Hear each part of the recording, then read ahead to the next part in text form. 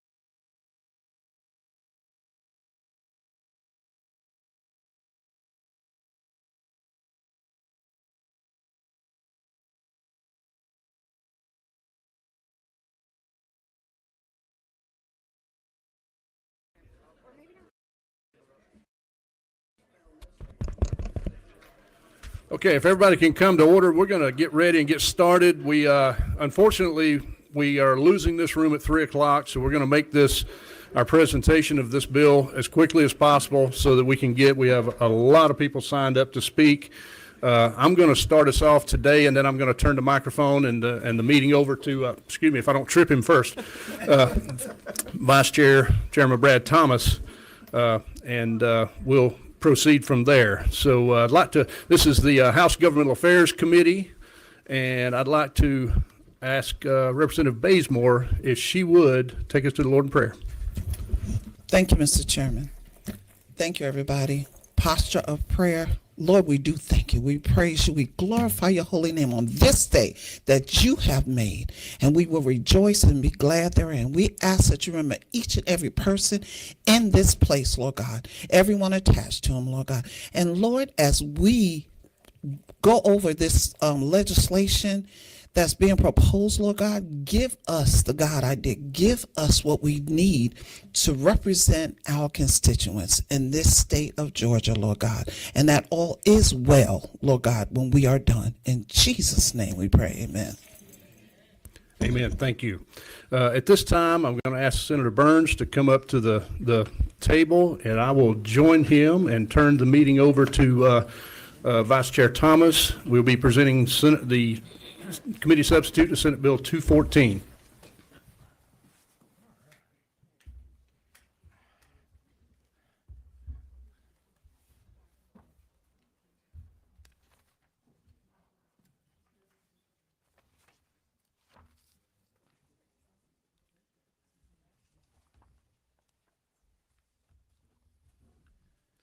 Welcome you all. Give us just a second. We're kind of getting set up administratively here, but we'll get moving here in just a minute or two.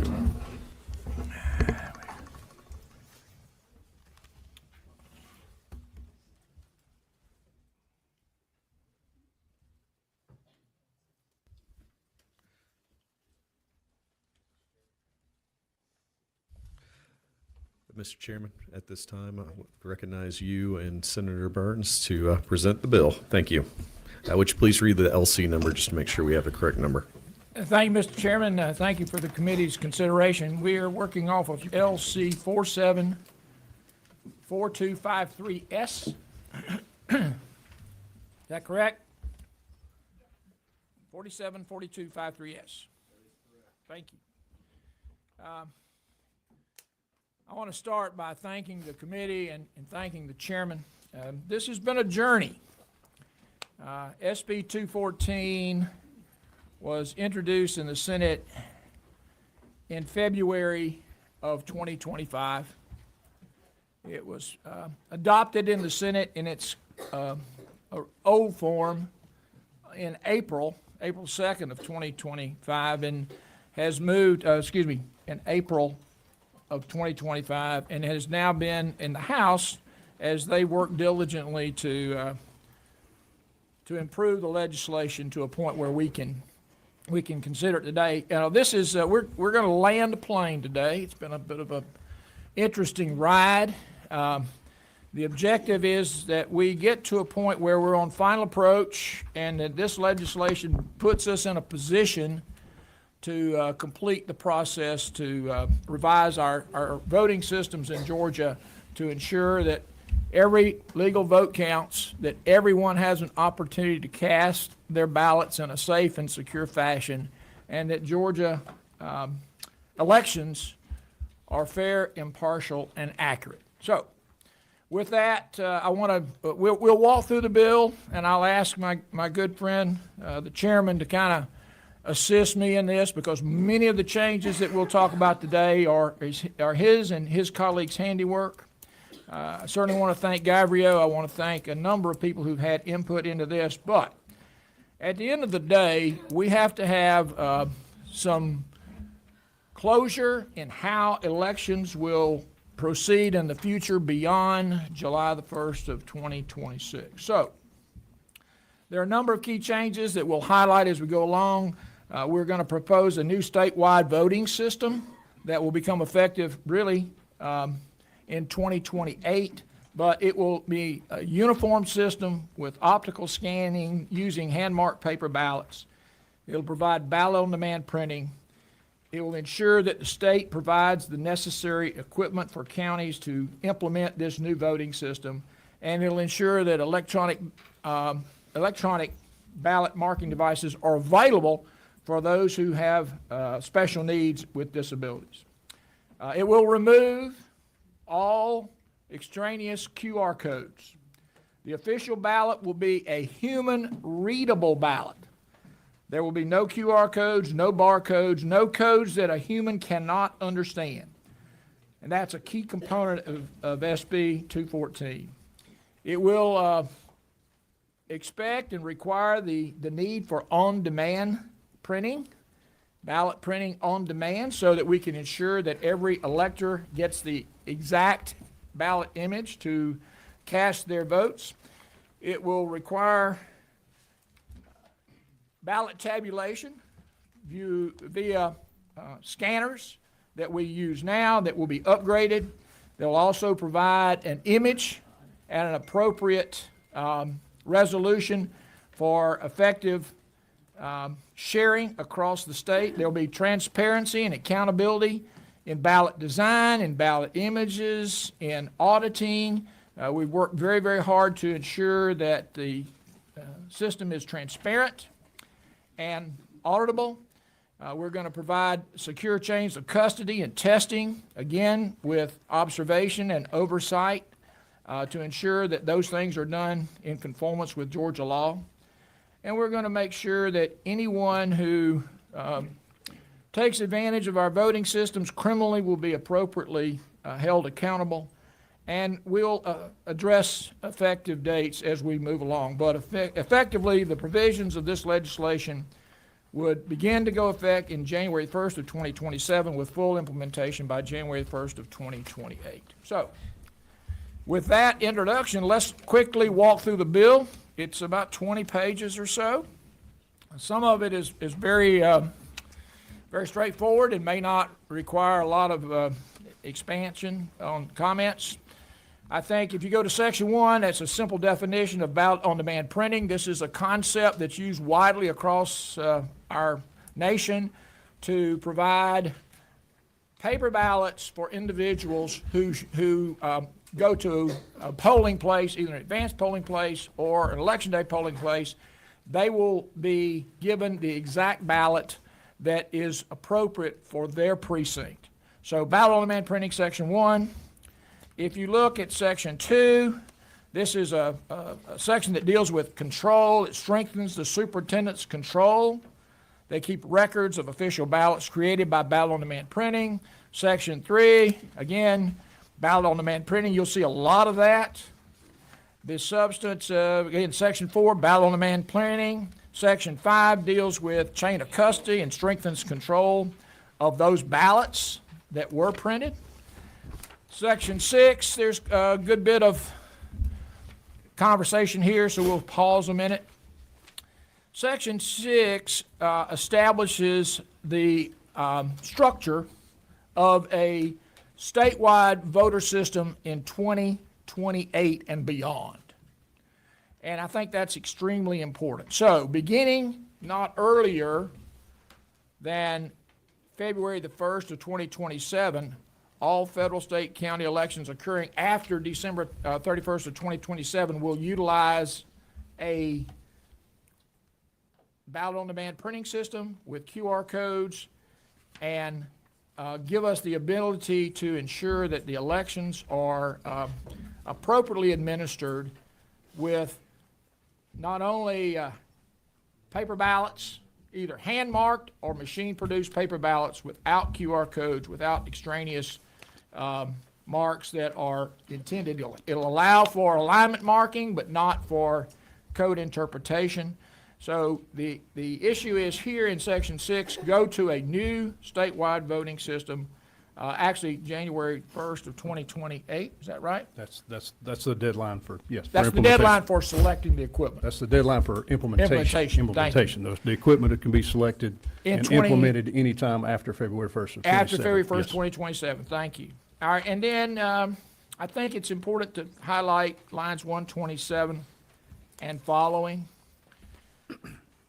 The Secretary of State will have responsibility for this, but as the Secretary of State certifies the new uniform system for elections, there will be an advisory committee that will assist in that review and selection process, and you see there in lines 30 and following the members of that advisory committee. You will note that the advisory committee will dissolve July the 1st of 2029. And then there's a pilot program on section line 152. The Secretary of State is authorized to conduct a pilot program to test and evaluate the use of optical scanning voting systems, which is where we're moving, and ballot on demand printing. Moving to section 7, it deals with ballot design. So that the superintendent is responsible for the ballot design. They have to verify the design with the candidates and the parties. There's testing there. There's the ability to establish a custodian for those ballot on demand printing systems. I think it's important to note in lines 223 and 224 that as you're preparing and testing the ballot on demand printing, that they have to be observed with representatives from political parties, from the news media, and public, so that as we prepare the ballots to be printed electronically for the elector, they will be verified prior to the election cycle. Section 8 deals with custody. There will be a number of printed ballots based on the ballot on demand approach, and this section allows for the custody of those ballots. Section 10 ensures that the official, I'll point to lines 256 and 257, the official ballot shall constitute the official vote for purposes of tabulation and any recount conducted pursuant to an audit. So that the official ballot is the paper ballot. Section 11 deals with penalties for people who would abuse the electronic ballot on demand system or the optical scanning system. Section 12 allows for, again, jurisdictions where you have optical scanning voting systems. The scanners are used in polling places on election day as well as during early voting, and then you can have electronic systems for accommodations. Sections 13 and 14 are additions to accessibility, so that during advanced voting and during election day voting, any elector who is accompanied, on lines 292, 293, accompanied by one or more children 2 years of age or under, would be included in the ability to, on request, line 296, on request be designated by an employee to immediately advance to the front of the line, so they get a chance to vote without delay when it's impractical for them to wait due to either age, disability, or young children.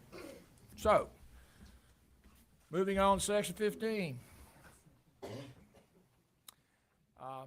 We'll stop and take a pause here. The elector will mark their ballot. They'll receive a print-on-demand document. They will mark their ballot manually, and then they will place their ballot, as they do today, into a ballot scanner.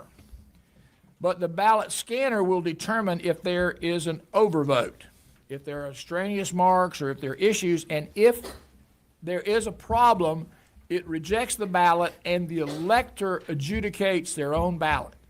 So the elector, if they had made a mistake, they would make that correction, and it would be done at the point of voting, when they put their ballot into the scanner. Section 16, again, references on-demand ballots. Section 17 requires some accountability. and accessibility to public access for counting ballots, for tabulation centers, for recap forms. It ensures that there is strong access by the electorate and by the public in the voting process. Section 18 deals with optical scanning voting systems and the ability to ensure that those systems work correctly as far as relating to computation, canvassing, and tabulation of returns. It just adds optical scanning voting systems as the primary means of conducting elections. Section 19, am I 19? Mm-hmm. Section 19 is audits, the ability to perform a pilot audit. I want to pause here again. It places the audit in the state election board, where in the past it's been in the Secretary of State's office. And the reason for that is separation of duties and separation of powers. We would like an additional review and an additional audit by a third party, and we've asked the state election board to create a pilot program to do that. Section 20 is penalties for any person who willfully interferes with elections. Section 21 deals with tampering, again, voting machine, electronic ballots, tampering, and offenses along those lines. Section 22 is the same issue of tampering with direct recording equipment. And then finally, 23 and 24 are definitions where we use the term voting equipment ballot scanner. 25 is poll officers, again, who willfully abuses and defrauds the system and the penalties associated with that. Finally, we'll pause at 25 and 26. This legislation proposes that the effective date become January the 1st of 2028. That's line 490. And in section 25, and in section 26, much of the act becomes effective upon signature. Others of it become effective January 1st of 2027. And then section 10, which is the ballot on demand printing with the electronic voting system, with the optical scanning voting system, is effective January the 1st of 2028. So, quick review. I'm going to turn it over to Chairman Anderson to make any corrections or observations or expansion of what is in now Senate Bill 214. Mr. Chairman. Thank you, Senator. And honestly, I couldn't have done a better section-by-section review myself. That's a good outline of what this bill does. As Senator Burns had mentioned, this is the result of literally hundreds of hours of either testimony, comments, in-person meetings, remote meetings, discussions, lots of emails, a lot of information that came our way, and is still coming our way. So I want to thank everybody who's been a part of this, and I want to thank the Senator and the Senate for allowing us to collaborate on this effort. This is not where we started out. This was not the original version that we had proposed as a sub for 214. Unfortunately, as we began to work through that process in looking at trying to comply with the July 1st date of this year that was set forth in 189 2 years ago, we very quickly and very abruptly began to realize the practicality of that happening without causing a severe upset in our election system. It just wasn't going to happen. It wasn't possible. So, it's not the direction we wanted to go originally. It's not the direction we began to set out. And as many of you know, and a lot of people in this room unfortunately showed up for a meeting we had scheduled earlier in this session where we planned to roll out a very different looking version of this. But different things came to light, primarily our procurement processes, availability of equipment, the procedures of what it would take to go straight to a hand-marked paper ballot system between May and November. It's just not practical. It can't happen. So with that said, Senator, I'll turn it back over to you. Let me just make it an observation, and I want the committee to understand how we got to this point. In February, February 15th of 2023, I submitted Senate Bill 189. That worked through the process in 23, finally passed in February of 24 by the Senate, and then passed by the House in March of 24, and then signed by the governor in April the 4th of 2024. So, original bill SB 189 eliminated the use of QR codes because the electorate was not comfortable. And it's a confidence issue, and it's an accuracy issue. So the objective of SB 189 was to eliminate QR codes in elections in Georgia. That is law. The governor signed that bill on April the 4th of 2024. Actually, the governor signed it on May the 6th of 2024. So, nothing happened. There was no activity in the Secretary of State's office to implement SB 189. And at that time, we negotiated with the Secretary of State's office in good faith to delay implementation for an extended period of time. Matter of fact, we delayed it from May of 24, May of 25. We actually put the original implementation date as July the 1st of 2026, which is fast approaching. So from May the 6th of 2024 to July the 1st of 2026, we did not make progress in implementing SB 189, which precipitated SB 214 in February of 25. And now we're at 26. So this bill is necessary because if we do nothing, the electorate, and especially our election officials and our election superintendents across the state, will not have clarity in how to conduct elections in November of 2026. So while I'm disappointed that we could not implement this concept in a more timely manner, I support the delay of implementation to ensure that elections are done accurately, smoothly, and appropriately for our state. So, with that, Mr. Chairman, if it's all right with you, Mr. Chairman, I'd be happy to entertain concerns or questions from the committee. Okay, so I'm going to take a little chairman's discretion here. I'm going to limit questions to about 20 minutes to give an opportunity for the 29 speakers that we have to have an opportunity to say their piece.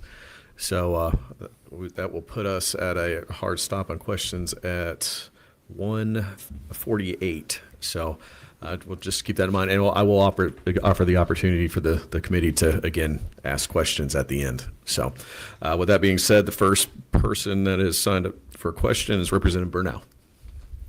Thank you, Mr. Chairman. You outlined your bill, and the one thing that was not in it that has always been a problem is there was nothing in there of how these people are going to be trained, the election officials. There's nothing about training. There's nothing about money for training. And so I remember the last time we got those machines, and then that's when people were standing out in the rain because they didn't have the right equipment. They didn't have the right plugs. So nothing is said about the facilities, if there's going to have to be an upgrade, if they have to have certain technology in the voting precincts. So I don't understand why you don't have that in there. Very valid question, and I'll turn it over to the chairman for just a second. But let me say, that's a very valid point, and I think our election officials deserve the training and the time and the support that is required to operate our elections in Georgia. And this bill allows for that with the leadership of the Secretary of State and the Secretary of State's office. So it is common that the Secretary of State would provide the training. I would suggest that the system that we're moving toward is going to be less demanding on the technical aspects because it goes to a print-on-demand printer, which is about the size of a computer printer. It is a computer printer, specialized, and the cost is roughly $3,000 or so for a printer. But it ensures that that elector gets the right ballot, and then they mark it by hand, and then they scan it themselves. And at the end of the day, I believe you're going to see a more simplified, streamlined process. And I'll ask. Well, as a retired educator, I make no assumptions. Well, And I so share people, your background. people have to be trained. I share your And so that's what happened the last time. It was assumed in Secretary of State, and they said they did an excellent job, and that was a disaster. So while we're spending all this money, if the people are not educated, whether it's the community or the individuals that are working in our polls, transparency and all that will go out the door, because it doesn't make any sense to spend all this money, do all this talking, and training should be inside the bill. I agree with your concerns. I would suggest that what we're really going to is the ability for a voter to vote on a ballot that is a paper ballot that is is similar in content and design and execution as our current absentee balloting process. So, the current absentee balloting process is the mechanism by which we vote early and on election day using print-on-demand ballots. And to your point, as far as training, we have statutorily tasked the Secretary of State's office and their elections division with providing training guidelines. That is supplemented by their the Local Election Officials Association, Gavrio, that supports that. Our state election board promulgates the rules and how the elections are conducted. So this bill envisions that process and procedure that's already in place. In addition to that, this year, for the fiscal year 26 amended budget, we included $15 million in that budget to assist counties in preparing and ramping into the next election system and a system in 26, the 26 election cycle. And we're working with appropriations right now to pre-fund the next uniform election system in the fiscal year 27 amended, or not amended, but in the full budget. We're in discussions with appropriations right now to do that. Thank you. Representative Roberts. Thank you, Mr. Chair. Senator Burns, you and I don't always agree, but we have agreed on hand-marked paper ballots. I'm just trying to figure out where in the bill it definitively says that this is going to be a hand-marked paper ballot, and why are we delegating? I've heard so many bills where we talk about separation of powers and we want to make sure the legislators are legislating, and we're delegating the power to select the voting system solely to the Secretary of State. I think if you look at, Section 6.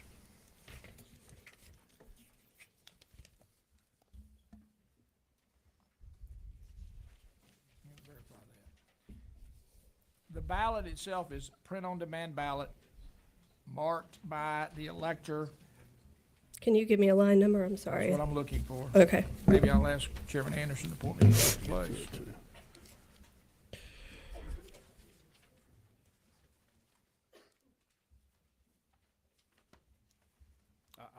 I'll mention this. We do not specifically state in the bill hand-marked paper ballots, okay? Anywhere that refers to ballot on demand ballots, those have to be hand-marked. Those are hand-marked. Those are hand-marked.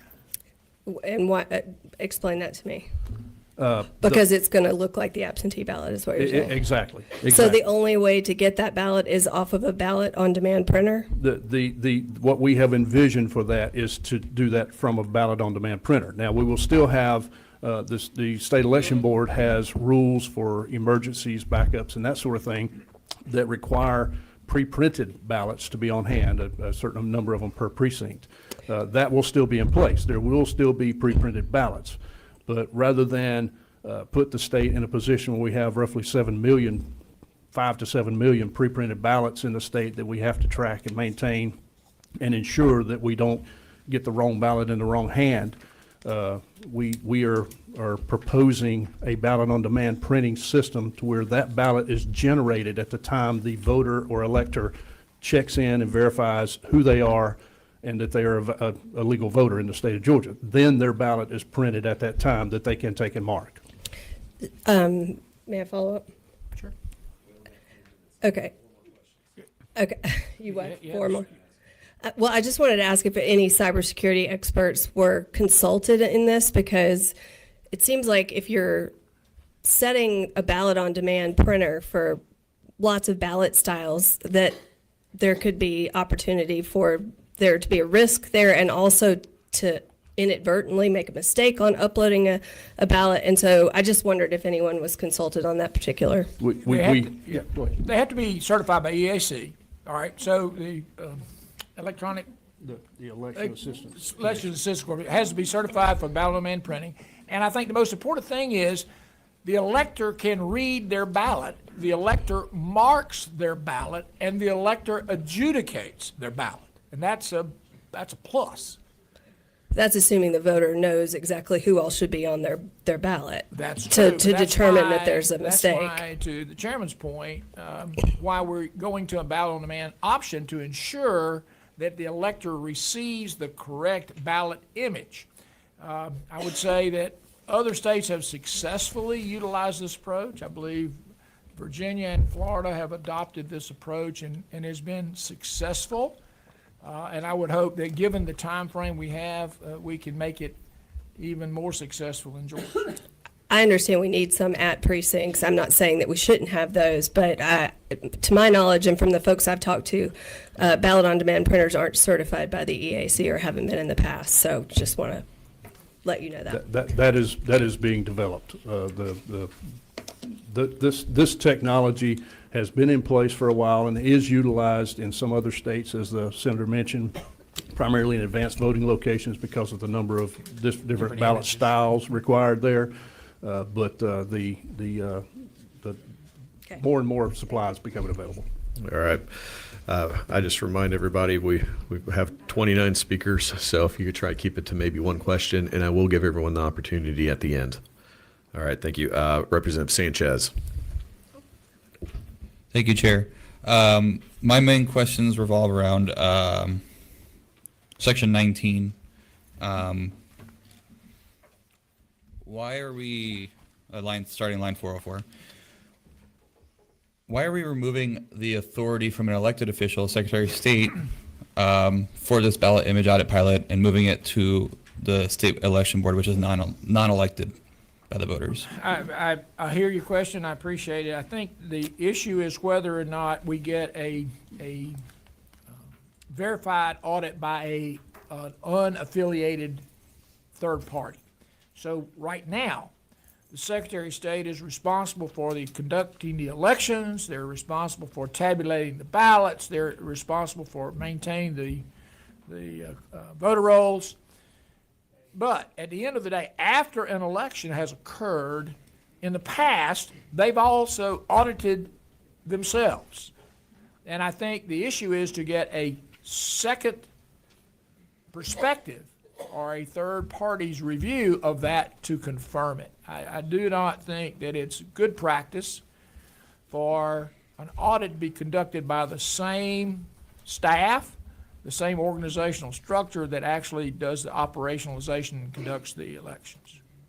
Right, and just one follow-up, Chair. Does the state election board even have the expertise to enter into contracts or conduct audits in the first place? I think that's a valid question. I think that's something that the state election board has got to work through and with their board. Thank you. Representative Bazemore. Thank you, Mr. Chair. Thank you for the bill. Just, I'm going to be quick. So you may have answered this question earlier when you quoted some monies that were being allotted. So does that include the money that it's going to take for these counties when it comes to the state election board deciding where the storage is going to be and the printers, the ballot printers? The storage will be determined by the local county superintendents, and we, again, We've allocated in the amended budget $15 million specifically earmarked for county support for that, and we're working on getting a larger funding package put together in the fiscal year 27 to assist in not only the purchase of the equipment, but in training, supplies, rollout, in order everything required to put a uniform system back in the state of Georgia. Thank you. If I might add, I think the committee needs to understand that our current system is nearing end of life. And so what we're looking at is transitioning from the current system to a new system with I believe, a lower cost and a lower physical footprint. So your storage requirements, your electrical power requirements are going to be less than what we're experiencing now. If you compare to the old D-bowl system we had, if you recall, years ago, as we moved to the current system, it tend to be a smaller footprint with a more effective utilization of space and power. Okay. All right, Representative Mary Margaret Oliver. Thank you, and thank you, gentlemen. I believe we have to do something. I appreciate the amount of work that's gone into this. Procedurally, what does it mean that the Senate has engrossed 214? Engrossment in the Senate refers to the fact that no floor amendments in the Senate can be made, and we do this routinely on finance bills and election bills only. And the reason there is to ensure that the committee the work of the committee is not subverted on the floor of the Senate. When this bill comes back, It is already engrossed. So it was engrossed when it came out. If you send it back, it will be similarly. I would say the House, every bill in the House is engrossed. I You interpret just don't do it. your answer. And you don't vote on it. I interpret your answer to be that what we pass today, the Senate will accept.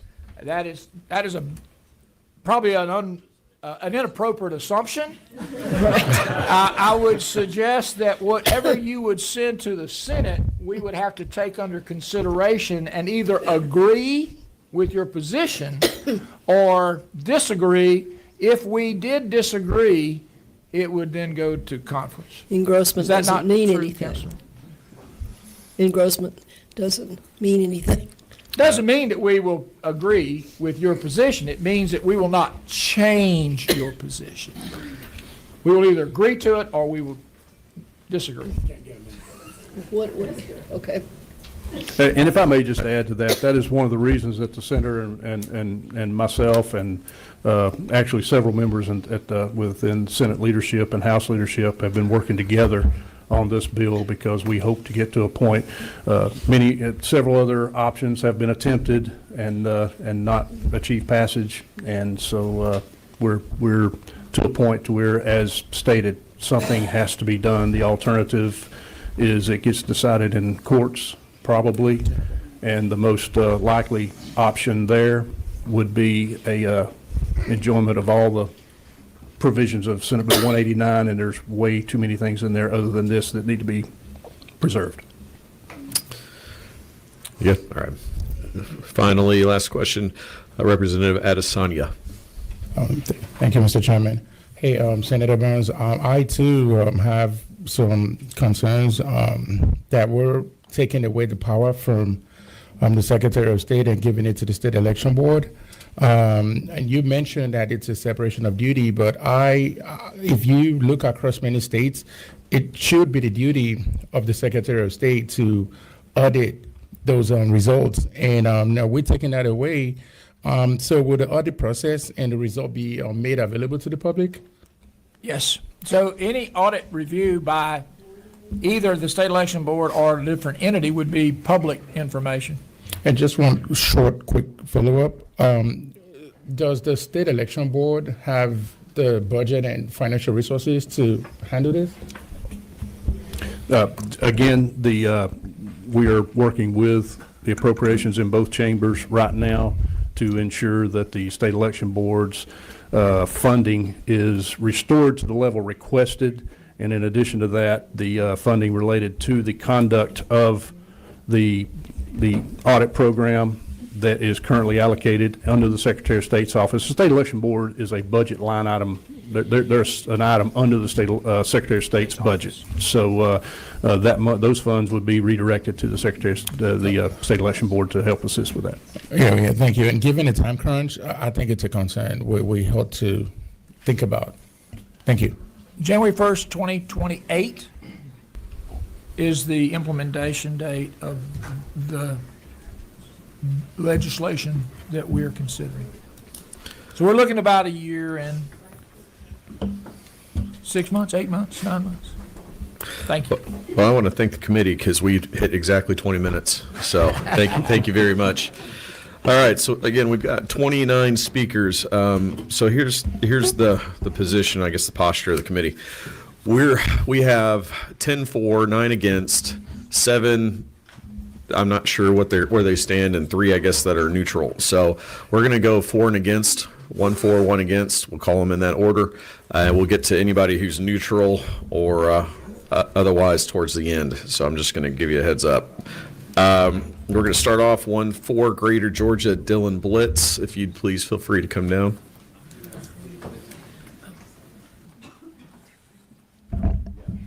And with that being said, we have 29 speakers, so I'm going to give you a solid 2 minutes. I'm sorry, we're not going to take questions for the speakers out of respect for time. You have the floor. Thank you. Chairman and members of this committee, y'all hear me now? Yeah. Thank you for the opportunity to address you here today. My name is Dylan Blitz, and I am a representative from Greater Georgia. I am here to speak in favor of Senate Bill 214. For those who are unaware, Greater Georgia was established in 2021 by former U.S. Senator here from Georgia and now SBA Administrator Kelly Loeffler, and has focused heavily on advocating to protect the integrity of our elections in Georgia. The mandate in Senate Bill 189 to remove... Hey, Dylan, would you please speak into the mic? Oh, sorry, I thought it was. There we go. The mandate in Senate Bill 189 to remove QR codes from our ballots reflects a growing bipartisan recognition that Georgia must move forward on a more transparent, voter verifiable system. At the beginning of the session, our organization outlined 3 non-negotiables that we felt would best position Georgia to eliminate QR codes. Our first one was a realistic timeline and full funding. Our second one was human readable ballots and transparency. And our third one was proper time for election officials to prepare and implement. While the appropriations process is still underway, we find that the current draft of Senate Bill 214 meets all other requirements of our non-negotiables and encourages the legislator to ensure adequate funding to meet these objectives. We were optimistic that a solution would exist to eliminate QR codes in 2026. However, we recognize the complexities of accomplishing this and find that this bill does present a timeline that gives local election officials proper time to adequately train, prepare, and put into action. In practice, voters can begin seeing ballots with human readable text as early as 2027, and the State Elections Board will be empowered to ensure oversight in this year's election. Thank you for incorporating our organization's feedback and recommendations throughout the legislative drafting process. We believe that this legislation would enhance both ballot security and voter confidence in Georgia's elections. We commend this committee for tackling this important issue, and we look forward to working together with a hope of bipartisan solution. Thank you. Good job. Thank you. All right, next on the list, Debbie Fisher. So we're going to hold everybody to 2 minutes. So as she starts, we'll start the clock. Okay. Ms. Fisher, if you could let us know who Get it who down you're with. to midget size here. Yes, ma'am. Is that good? Be precise. Thank you. I had my notes based on yesterday's posted bill, so I'm going to deviate from my notes. But first, thank you for allowing us the opportunity to speak. As a board member of the Cobb County Election Board, I would like to point out that for future election bills, it would be great if you would give the same weight and the same consideration to election board members on the input on legislation. At the end of the day, it is us that oversees all elections. Number two, I do have significant concerns about the timeline. While we had 2 years when this was originally passed, 189, again, we have 2 years. What I didn't see in yesterday's bill is the total withdrawal or direction to election boards and election workers on the requirement to have the QR code gone. And I think that we're leaving a huge blank in that aspect with your language. Lastly, I will point out the concerns about the secretary overseeing an audit. I want to point out that that voters, election workers, just about everybody was very concerned with enhanced voting when they audited the images, the ballot images, and also reported the results. That might not be a good idea. Wonderful, thank you. You made this easy for me. I don't like cutting people off. Thank you, and I do really hope that you all will make a very strong clarification and direction as to what the election directors and boards are going to do come July 1st. Thank you. Yes. All right, next on deck is going to be Scott Turner, Eternal Vigilance Action, and then followed by Debbie Fisher. I'm sorry, Janelle Clodfelter. You'll be right after that. You'll speak twice. We're going to mark Janelle off. Is she not? Is Janelle here? Okay, yeah, absolutely. Sit right here. I almost call you Representative Turner. Sorry about that. That still works. Former Representative Turner. All right. So by all means. Thank you. I just want to commend the committee on their work on this piece of legislation. I know a lot of work has gone into this. And for those who don't remember, back in 2016, I began working on this very goal, and I joined with State Representative Scott Holcomb. We drafted HB 680 in 2018, 2019. And in 2019 is when we had HB 316. And I am the only Republican in either chamber who voted against that bill because I said at the time, nobody's going to trust a QR code. And I tried to work across the aisle and get that bill that Scott Holcomb and I worked on passed together, but the legislator wanted to go in a different direction. And just for a little bit of historical reference, that year I had 2 bills and rules.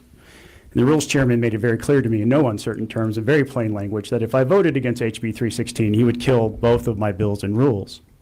I still cast that vote. There is absolutely nobody that you will meet who wants this more than me. There may be some that want it as much, but not more. And there's nobody that's willing to pay a political price for it more than me either. And I say that because I'm very proud of the work that you all are doing on this and bringing this to fruition after a decade of work of pushing for it.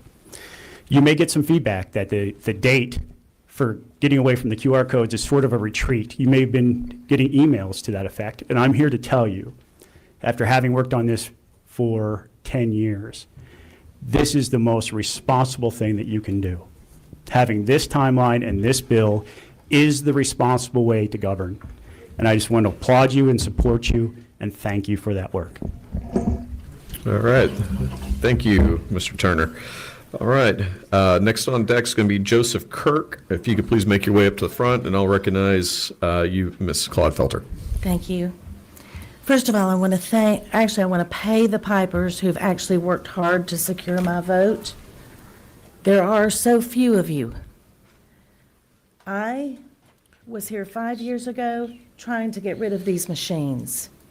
I was at Sine Die, and I was told by the legislators, don't be mad at us, we'll get it taken care of next year.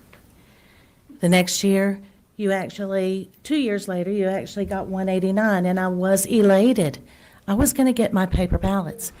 Then the FBI comes to town and they solidify that there's a problem, a big problem, and that you've been given a lot of that information by the people in this room. They've researched, they've worked hard, they've crunched the numbers, and it's not right. And then you come in with this bill, and this bill has 50 million machines in it, and right now, we can't turn on an infrared counterfeit detector because we're afraid of a paper jam. We need paper ballots, hand-marked, hand-count. And for heaven's sake, why not save us a boatload of money? And my last question, are all of those machines that you are proposing proprietary? Thank you. All right, thank you. So as I call each of you, just try and walk around the back and sit in the other chair. It's just to, again, try to keep things as expeditious as possible.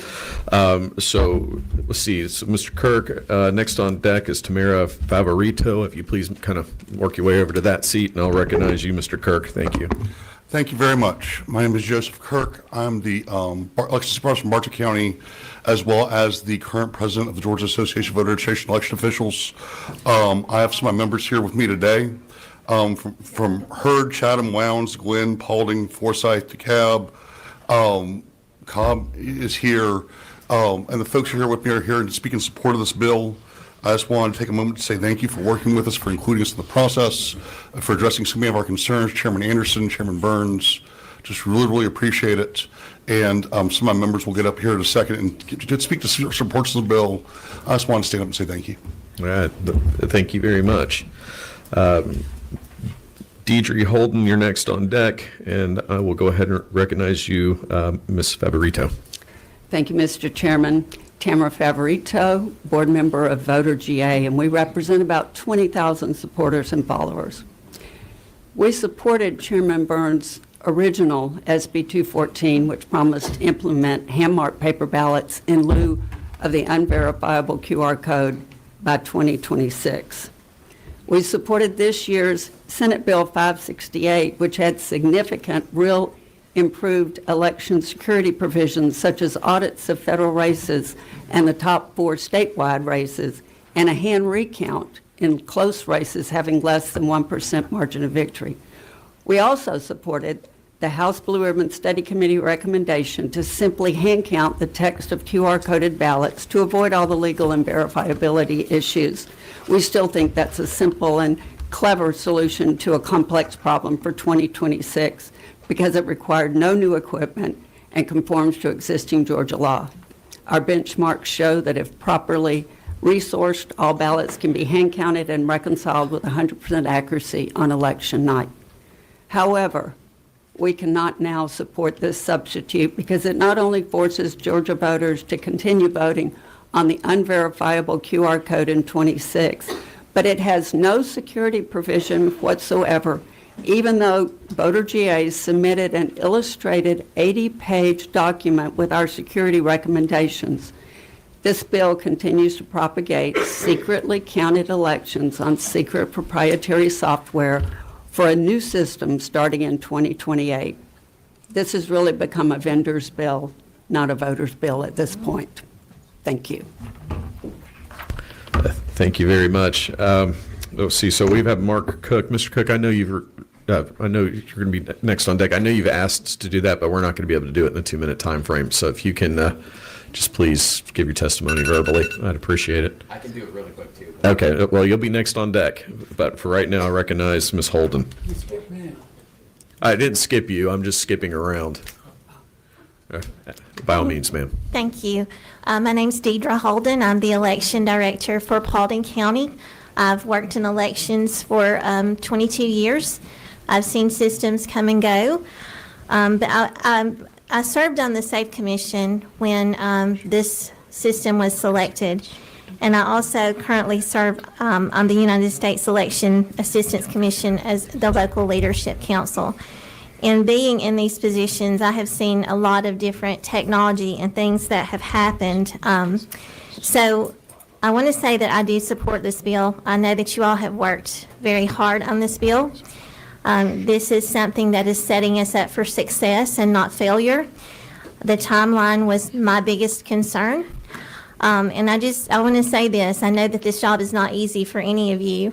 I'm a praying woman, so know that you all have been prayed for, the House and the Senate, all of the election directors, but mostly our voters, because it's our duty to serve our voters and to serve them well. And I don't like confusion when it comes to our voters. One of the representatives here spoke about voter education and training.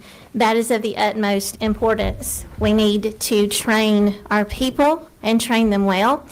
Senator Burns spoke about this being a journey, and I don't think any of us would take off on a journey without preparing well for it.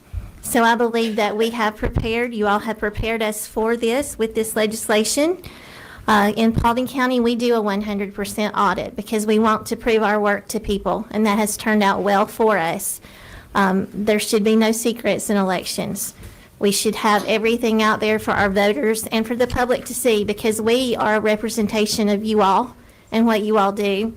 So I just wanted to thank you for this. I think this will work for us, and I thank you for the opportunity to be able to speak. Absolutely. Thank you for your words. Next on deck is going to be Brooke. I'm sorry, this is kind of Schreiner. Is that? Okay, great. Yeah, you'll be next on deck. Mr. Cook, I recognize you. I appreciate it. My name is Mark Cook. I'm an election cybersecurity subject matter expert in threat assessment and common sense mitigation. I've been working on elections solid, nonstop for about 6 years now. I have been working in the IT industry for 40 years. I have intrinsic knowledge that would be really important for people to understand.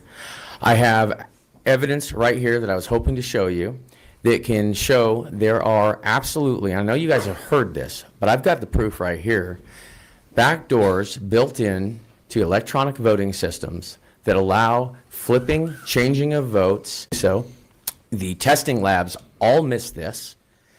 Then they're blindly certified, and then we're told, it's shoved down our throats that everything is safe and secure. It's absolutely not. We're being lied to from the very top. The whole thing is built on a pyramid of lies, and we have to stop living these lies. I will educate you. I can show you guys the problems. No issue. I'm happy to do so. But we have to approach this in a common sense form here. We have to be smart about what we're doing. If we're going to make a change, we need to make a change that's actually going to solve the problem and not kick the can down the road. And again, take the control of elections away from where elections belong, which is in the people's hands. And this is not complicated to solve. We're literally filling dots out on paper. We're counting the dots, adding the dots up, and whoever has the most dots wins. That's the entire scope of our elections. So having to use computerized systems to count dots and add the dots up is the most ridiculous waste of money and theft of the very essence of us being American citizens and having a voice that I've ever seen in my life. So thank you all very much. I appreciate it. Thanks, Mr. Cook. And if I may, the members of the committee, I'd recommend that maybe if you could send it out, whatever evidence that you have. I'm happy if you to, could and email it I'm to here members. for today and tomorrow. I'm happy to sit down with anyone and show you firsthand so you can see with your own eyes. Wonderful. Thank you, Thank Mr. you, guys. I appreciate it. All right. Let's see. Mr. Favorito, you'll be next on deck. And Brooke, I recognize you. Thank you. My name is Brooke Schreiner. I am with Chatham County, the Board of Elections Director. I am also a Gavrio member and a Region 11 Facilitator Region Leader. I want to thank you all, the committee, for the opportunity to speak today. I want to begin expressing appreciation for your inclusion of local election officials on the advisory committee, with 2 seats for 2 different size county representatives on the committee tasked with selecting Georgia's next voting system. That is a meaningful and necessary step. The individuals who administer elections every day, bringing practical, real-world insight in that works, what doesn't, and what is sustainable across different jurisdictions. Ensuring that all county sizes have a voice in this process will lead to more informed decisions, better implementations, and ultimately greater confidence in the system statewide. Thank you again for for your consideration of this in our continued work from the Georgia election workers and board members. Well, thank you very much for your testimony. I greatly appreciate you all being here today. Thank you. Let's see, next on deck is going to be Rachel Glover with the ACLU, and Mr. Favorito, I recognize you. Thank you, Mr. Chairman. I want to talk about 5 security provisions that need to be in this ballot, since Mark and Tamara were talking about the security issues that exist. The substitute authorizes ballot-on-demand printing, but it has no ballot identifier to help detect fraudulently printed and duplicated ballots. Senate Bill 568 has that language, and you can include a ballot batch identifier with or without BOD. That needs to be in the bill. 212372 gives you that language. If the BOD printer fails on election day, voters cannot vote. So on line 28, the definition should limit BODs to early voting, or you have to have pre-printed forms to cover all election day voters. BODs failed in Arizona. Thousands of voters were disenfranchised, and it changed the outcome of the 2022 governor's race. Moving to line 113, if anyone's interested, that allows secretly counted elections to continue. A simple fix after the words election equipment on line 113 would be to add the words and non-proprietary software. We don't want more secretly counted elections.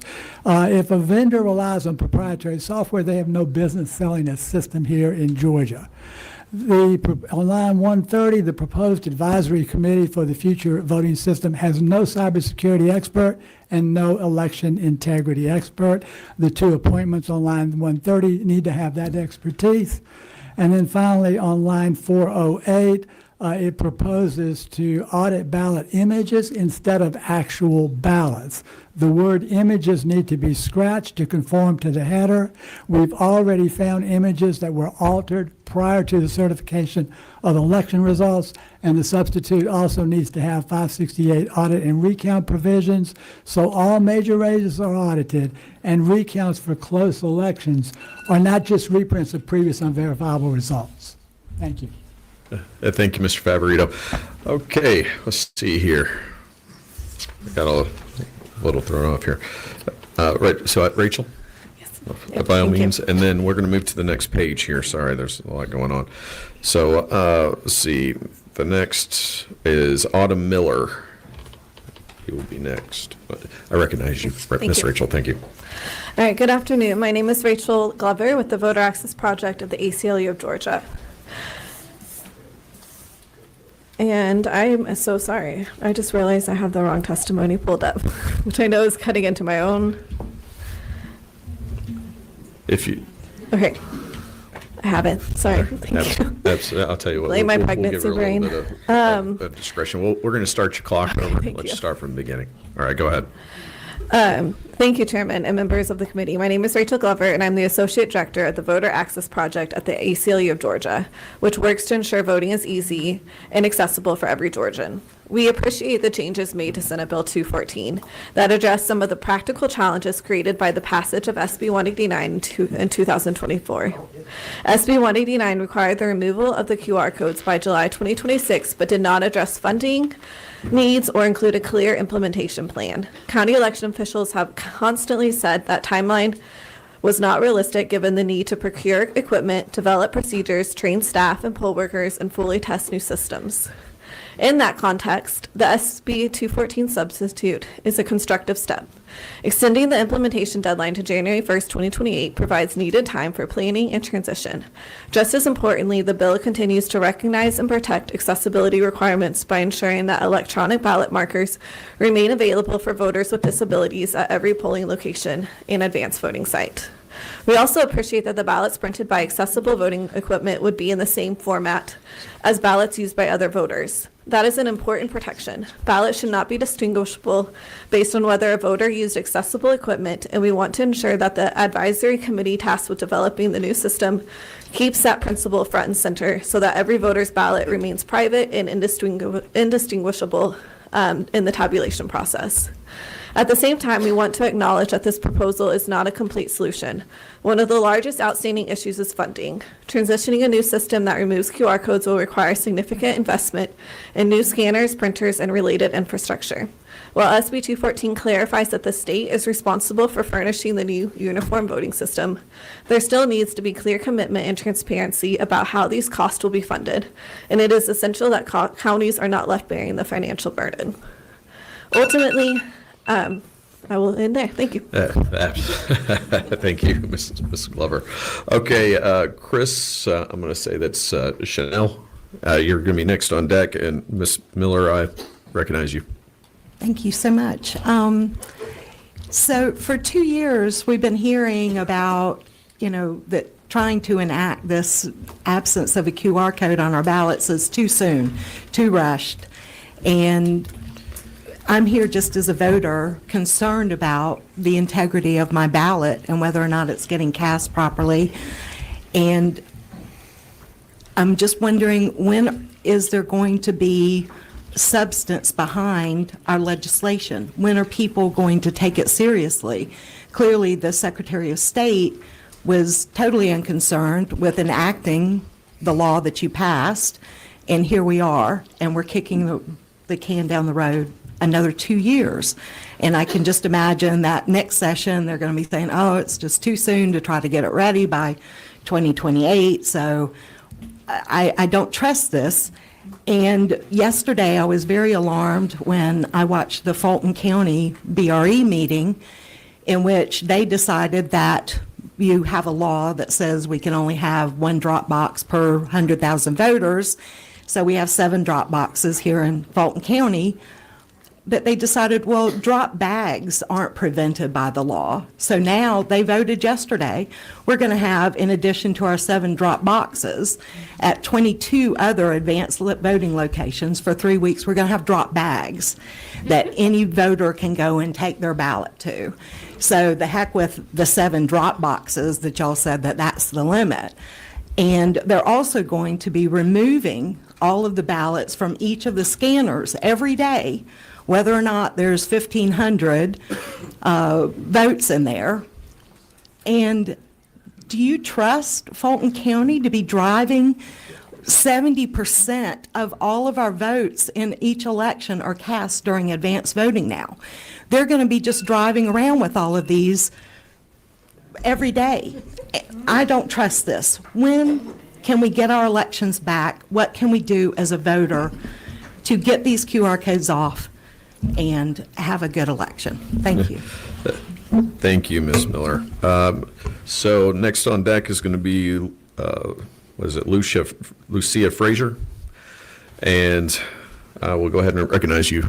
I'm saying, it looks like Chanel. Is that correct? Channel? Okay. My name is Christopher Channel. I'm the Director of Elections and Voter Registration in Glenn County, Georgia. Back on February 2nd, I drove up 5 hours, almost 6 hours, to speak to you about that substitute for 214, and I'm back today to talk about this one. Totally different perspective, though.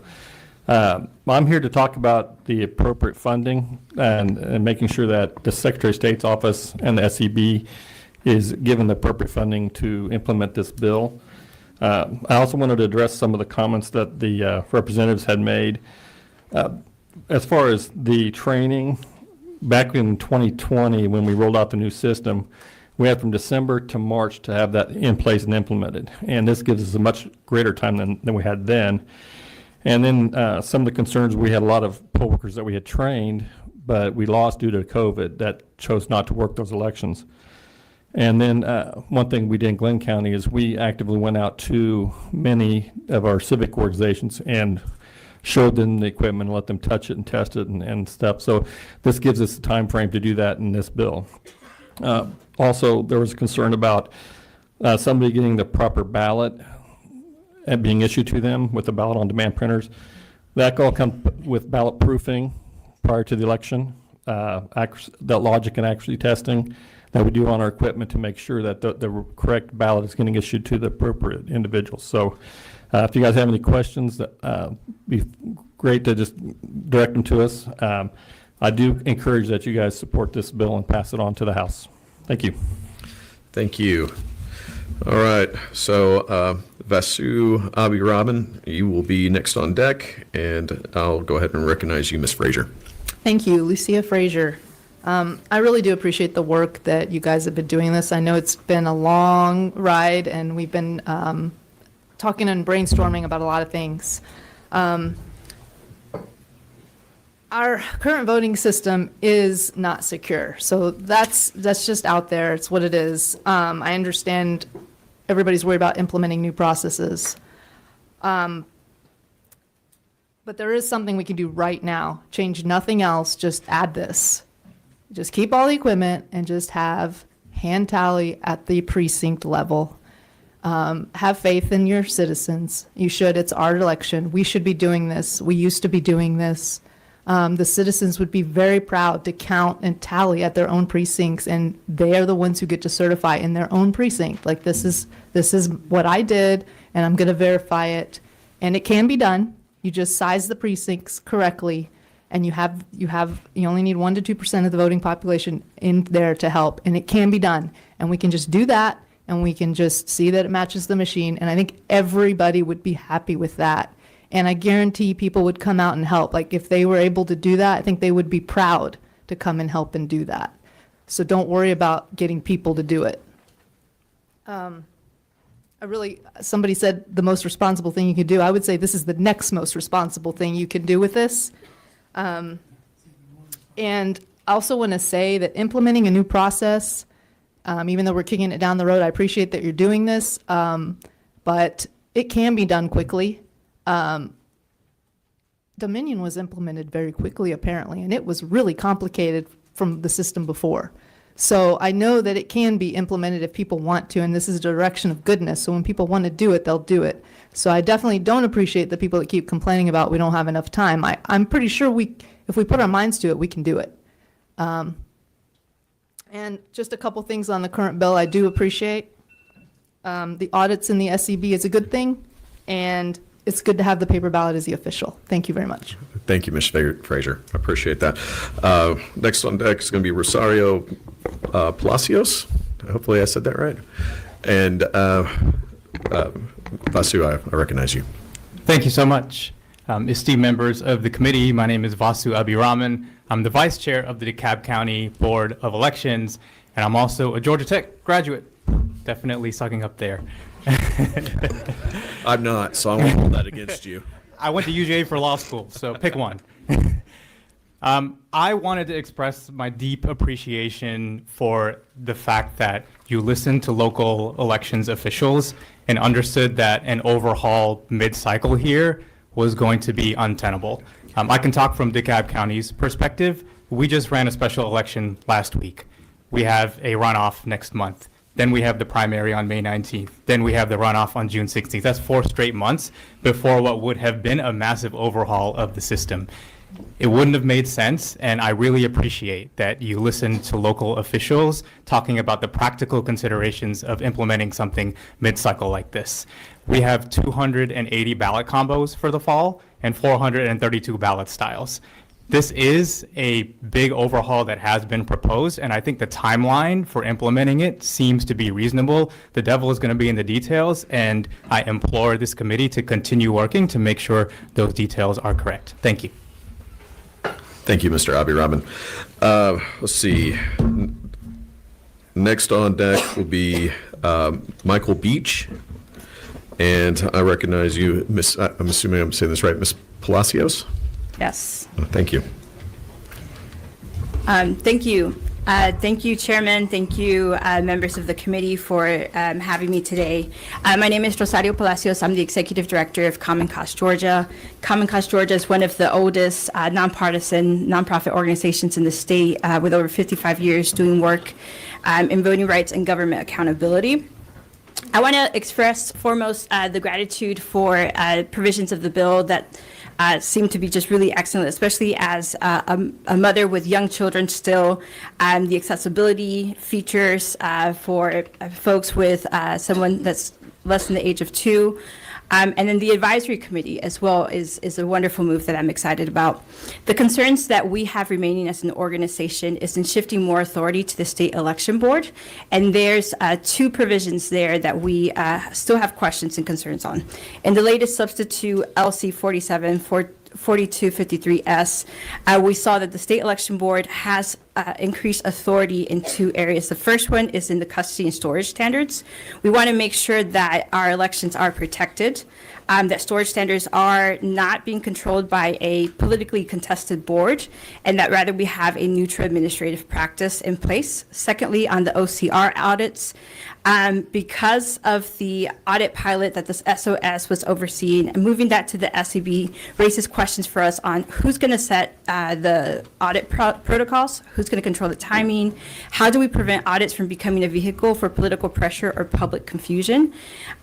We know that y'all have done wonderful work around this, and we'd love to continue working with you on this more. And so we hope that you don't expand those provisions to the state election board. We hope you continue to look for guardrails that protect privacy, security, and retention. And that is my humble ask of you. Thank you.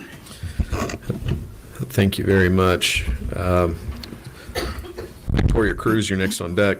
Mr. Beach, you're recognized. Thanks. Hello, I'm Michael Beach, poll manager from DeKalb County. I'd like to thank you all for revising this version, the current version that I see. It seems like the Rolling Stones song is really adequate here. I think you can't get everything you want, but I certainly see this as a win-win interpretation with the current version, so that some folks get hand-marked ballots, some folks get rid of hand tabulation, and that have been dropped. Extending the QR code transition deadline so it can be done without creating election chaos is also a critical change in my mind. However, please avoid creating another self-induced crisis, as we've heard, by getting a fiscal impact note and appropriating adequate funds to make this happen by the new deadline. I think that's critical. A few comments about the current version. I would just say that changing state policy based on cutting out a single individual is not really a viable long-term strategy for getting free and fair elections, particularly when the individual won't be Secretary of State after this year. Using this strategy to assign all audit duties to the now hyper-partisan State Election Board while continuing the exclusion of the Secretary of State from SEB membership will likely result in further dysfunction, legal battles, and unacceptable solutions to critical issues for voters. Also, if you could please try and post upcoming versions sooner to enable more review time before sine die. I've heard a lot of negative comments about this, and I said, what version were you looking at? And it seems like they had an older version. My last point is really to please let this be a clean bill without trying to add in new wording from other failed bills or unhappy constituents that can lead to more voter disenfranchisement. And as per Chair Burns' aviation analogy here, let's land this plane but not open the doors to let on unwanted passengers before we land. Thank you so much. You must be a politician. You timed that perfect. So, Janet Grant, you are on deck, and Ms. Cruz, I recognize you, please. Yes, I'm Victoria Cruz, a retired physician from Oconee County, Georgia. I oppose this bill mostly because of the timeline and the fact that certain critical components of our election system that are at risk have not been addressed. Kicking the can down the road puts the 2026 midterms at risk with an extremely vulnerable system that can be, like Mark Cook said, entered without anybody noticing that it happened. The votes can be changed, but we're also not addressing another elephant in the room, which is our mail voting and our dirty voter rolls. The Secretary of State is simply not credible, and he is not giving our voter rolls to the DOJ. These voter rolls allow for unlimited access to mail ballots, whether that voter exists or not.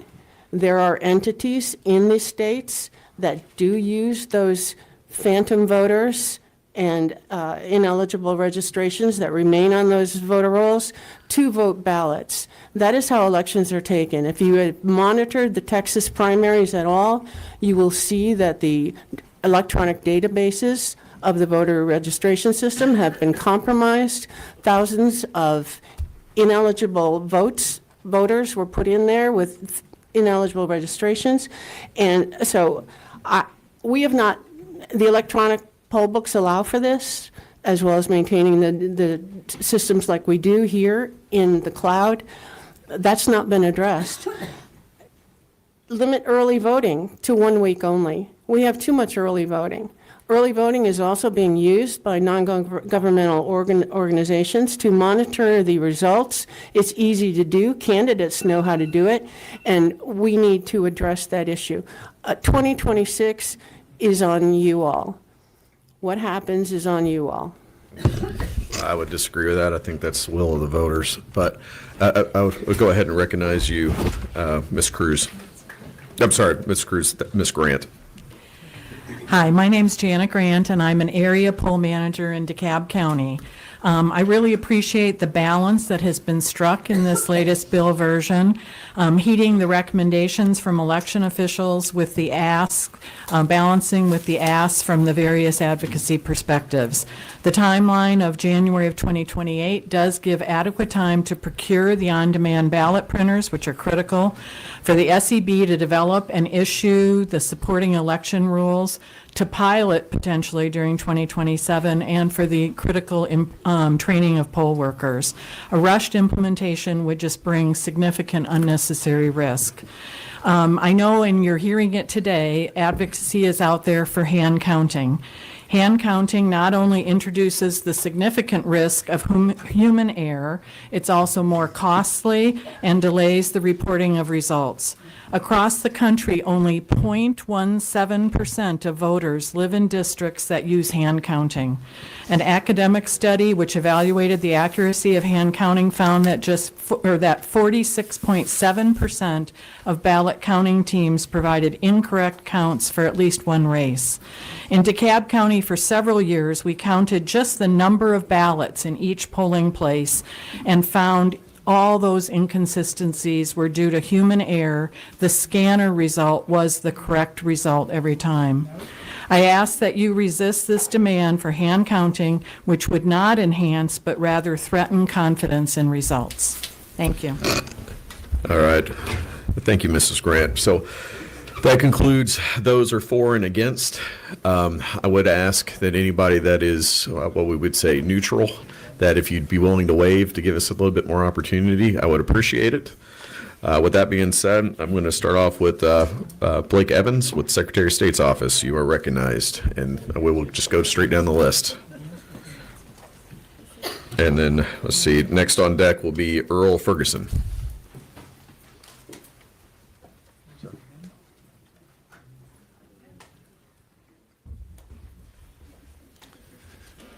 All right, thank you all. I won't take too long, but it's nice to see you all this afternoon. First, I want to just thank you all for the, I know y'all put in, I saw some of it firsthand, the time, a lot of time, energy, and effort into the bill. I want to thank you all for the timeline that you have given election officials for the implementation of this. I think it's something that's going to set the state up for success. And it has been something as referenced before with the passage of Senate Bill 189 in 2024, has been worked on for a long time. We've had deliberations as early as October of 2024. We were submitting budget requests to be able to upgrade the current system so that it was in compliance with 189, but it's become obvious over the years that there's wanted to be a different direction. And so as we sit with this bill in front of us, I want to thank you for the timeline that you have given for implementation. Just a couple of quick things for your consideration on it.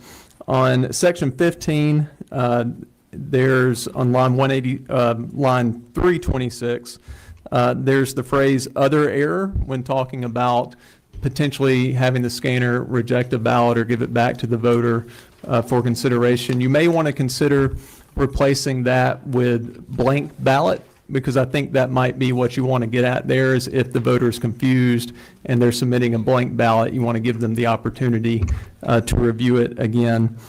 And then on section 19, lines 412 through 414, that is the section that is referring to the second count that we typically conduct. So after an election, we conduct a second count that includes the human readable text on the ballot using optical character recognition.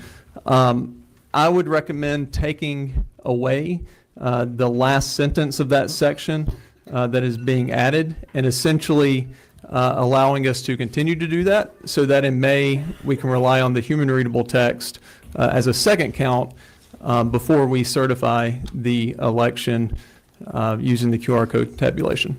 So thank you all very much. Again, thank you for your time. Thank you, Mr. Evans. Okay, next on deck is going to be Kristen Neighbors. And let's see, Mr. Ferguson, I recognize you. Go. I'm Earl Ferguson. I'm a resident and elector in Fulton County. We cannot have fair and accurate elections with the Dominion machines. For 150 years, we counted votes by hand. Then came the machines with a promise of fast and accurate election results. We bit, and now we have a system that cannot trust. We asked for the removal of QR codes so we could verify our selections 2 years ago. We were promised that, and now the Secretary of State didn't do anything, so we're faced with another year, maybe more, and we object. While we were arguing for the change, we learned about the Dominion machines. They cannot be trusted. In fact, they can support frauds. So we want fair and accurate elections. We'll have to go back to manual processing, recruiting and training a small and nonpartisan army to do so, and I'm volunteering to participate in that and assist in Fulton County. I note in the report of the standing committee that it says legislation should require all ballots that contain a QR code of any kind to be hand counted. And I would like very much for that to happen. And I do not see that that is in what is proposed here. Thank you. Thank you.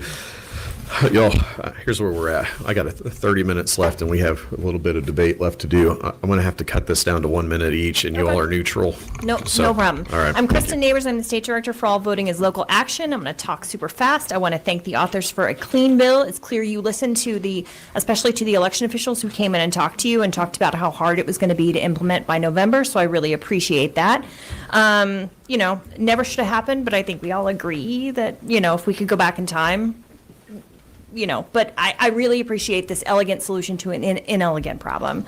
I was really happy to see that the bill includes the creation of the bipartisan committee to choose the new system, especially because it includes the 2 election officials.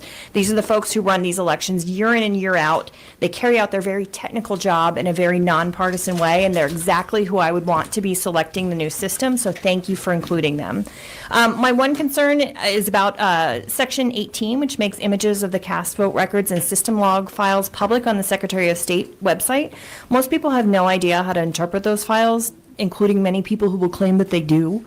So releasing that level of data so publicly could give rise to more armchair investigations, could lead to the spread of misinformation, but it's a positive bill. Please vote yes. Thank you. Thank you very much. Okay, Kalon Day, David Worley, please come down, and we're going to speak very quickly. Kalon? Second you hit the mic. Yeah, thank you, committee. Thank you, Chairman. I'll be really brief. Kaylin Day with ACCG. Just wanted to rise quickly to give so much appreciation to everyone in the room who's listened to the stakeholders, especially our election officials. There was 2 things needed, the resources and a good implementation timeline. We did not have that before this bill, so we greatly appreciate it. And again, for the neutral stance, we just haven't had a chance to get this to our policy council for the support vote. So thank you so much. Have a good one. Well done. Miss Battles, you're up. You're on deck. Mr. Worley, I recognize you, please. Okay. David Worley. For 17 years, I was a member of the Georgia State Election Board, neutral about the bill, really opposed to Section 19, which gives effective immediately the authority to the State Election Board to conduct audits. Testimony at the Blue Ribbon Committee, chaired by Mr. Fleming, was universal in showing how dysfunctional the State Election Board was. Mr. Fleming himself said that it showed troubling instances of dysfunction, bombast, and grandstanding. They have no ability to conduct an audit. They have no staff to conduct an audit, but this provision gives them the authority to do audits starting with the primary 9 weeks from now. I hope you have an amendment to take that power away from them, and I hope you take that opportunity. All right, thank you very much. It looks like one of our last speakers, Joel, I'm not sure if that's NATI or NATT, but I think you know who you are. Come on down. Ms. Battles, you're recognized. Thank you, committee. I will bypass all of my big appreciation for all of the work that has gone into this bill in order to have more time. You have this report in your folders. It is the fourth of 5. The third one actually did deal with the machines and that kind of thing. What we would ask from this bill, which we think is the best that we are going to get, is that while you're looking at funding and fiscal notes, you include implementation, including supplemental cost, ongoing cost for the maintenance of the equipment, tech support, education and training. And while we're at it, the 2 things that we have learned from the 2 years that we have been working on this report is election supervisors are exhausted by the continuous changes and the changing statutes, and the fact that we haven't even bothered cleaning up some of this. In the Senate just last week, it's time. On crossover, we had a bill that failed. It actually amended the wrong code because the DRE code is still in the statute. So while we are doing this process, what we're hoping is that after we've implemented this new equipment, you can take some time to give election supervisors a break. That's it. Wonderful. Thank you very much. Again, I'm Mr. Joel. How about that? It's actually Professor Nat, but yes. Okay, wonderful. You're recognized. Sorry. Good afternoon. My name is Joel Nat. I am the Vice Chairman of the Forsyth County Board of Registrations and Elections. I've been doing elections for 15 years. I am a cybersecurity professional with 40 years of cyber experience. I work professionally for a company called Trend AI, who does 0 days, and we're known for our 0 days. I live just out of courtesy in House District 24, Representative Carter over there. The issues I bring is one, as a member of Gavrio and a long-standing member of Gavrio, it is important that we are part of that group. This bill is going to do a lot to improve how we handle elections. To one item that the Secretary of State's office pointed out, it's not when you go to blanks, it's really unreadable in a marked area or blank ballots as your other errors. You got to understand that when you get to a pencil and paper, you're starting to do vote review panels and you're doing things like that. And if I can have 1 extra second, please. 1 extra second, because I didn't give it to anybody else. Yeah. The other piece is just keep in mind that every time we do change, we do need to educate the public, and they come and yell at all of us in the field before they yell at all of our good legislators. That's so a fair I thank you for your statement. time. Okay, so here's what we've got. I've got 3 left who want to speak about an amendment. I'm going to actually recognize all 3 of you at once. So Kendra Bigaleski, Lee, I can't read the first, Gail Lee, I think, and Eric Christensen. Since I'm not familiar with what amendment it is that you all want to talk about, and out of respect for time, we're just going to have to do all this at once.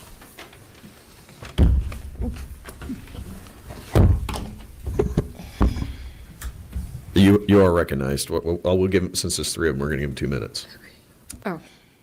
2 minutes per person, or 2 minutes in aggregate. for all of us? 2 minutes for all of you. For all of us. Oh, my goodness. Good afternoon. I'm Dr. Kendra Foltz-Bigalski. I'm chair of the DeKalb County Republican Party. I do support legislation that improves their elections. However, SB214 as is needs some changes. This bill creates massive unfunded mandates as on counties for facility upgrades, staffing, training, and long-term vendor dependencies with no clear total cost provided. It adds operational complexity and new risks like printer failures like we saw in Arizona 2022, supply shortages, slower voting during peak turnout. It heavily restricts hand-marked paper ballots, limiting them to small elections under 5,000 voters while centralizing far too much authority with our Secretary of State. And worse, this version keeps the proprietary QR codes that only Dominion Democracy Suite software can read and delays real change, creating uncertainty and potential legal issues for the 2026 elections. We need simpler, more flexible solutions, not an expensive centralized mandate that burdens taxpayers without proven benefits and keeps the illegal QR codes on the ballots that voters cannot read or verify. This deficiency especially undermines the previous efforts of this body and the governor's SB 189 and provides no relief to Georgians to verify their ballot. Please amend SB 214. Thank you for your time. No problem. We have about 30 seconds left if you want to. I don't know what amendment, it just says amendment on here, so that's not an option. So I'm trying to do this again. Well, as I understand it, your proposal is to leave the election system exactly like it is for our important general election this November. And it has known vulnerabilities, and I'm going to skip to, and I understand that you have chosen to hitch the future of the state and possibly the nation to machine tabulation. I don't have a problem with that if it is followed by hand count of the votes. All right, thank you.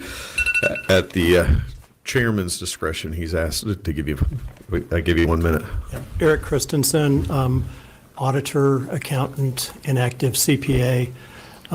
Just a couple of comments. I think in the history of this state, I can't believe we spent 6 years on this and we're kicking the can down the road.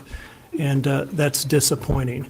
In terms of amendments, I would say one thing, and I've presented this to a lot of you guys already, and Martin, thank you for pointing out the fact that this was an issue. With the state election board, I presented some wording that would change the way the state election board is elected, and there's a conflict right now, I guess, with the fact that the governor appoints the chair, which taints that from a rulemaking standpoint, so I think that needs to be fixed. And we need to and part of that is to codify Article 1, Section 4 of the United States Constitution, make sure that the state election board is recognized as the legislative proxy for y'all. Because you guys only meet 40 days a year and somebody needs to be out there. The second thing is, we had great accounting in this state, and we've gotten rid of the accounting that we had. We had great procedures, we had great accounting, we had election integrity, and we've let it go. We've lost it. Thank you, Mr. Christensen. All right, so that concludes our speakers for and behalf of the bill. I would just comment in the future for anybody who wants to sign up for a bill, if you write for amendment, the question is for or against, so that doesn't tell me exactly what it is that you're wanting to do, so it makes it a little harder for me to run the committee. All right, with that being said, Mr. Chairman, would you like to take any more questions from your seat, or would you prefer to go down for any final discussion?